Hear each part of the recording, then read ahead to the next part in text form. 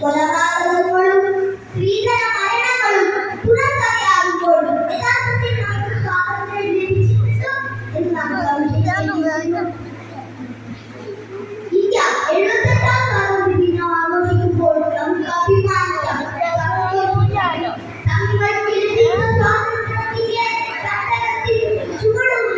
India വളർത്തിയെടുക്കിയതിൽ ഒരു ഏകാധിപത്യ സാമ്രാജ്യമല്ല.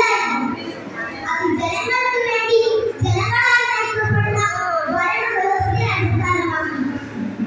അങ്ങനെ ലോകത്തിലെ ഏറ്റവും വലിയ ജനാധിപത്യ രാജ്യമായി ഇന്ത്യ വളർത്തിയെടുക്കുകയാണ്.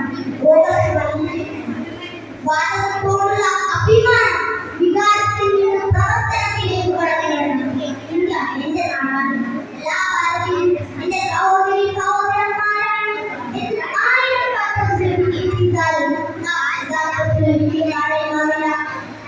ദേശീയ ഗാനം പാടുമ്പോൾ, ദേശീയ പതാക ഉയർത്തുമ്പോൾ, വന്ദേ മാതരത്തിൽ മുഴുകുമ്പോൾ അവയെല്ലാം നമ്മുടെ രാജ്യത്തിനും സമൂഹത്തിനും വേണ്ടി പ്രവർത്തിച്ച മഹത്വ ജോലികളായി മാറും.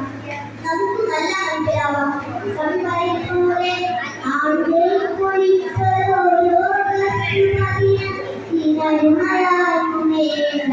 മധുരമഴ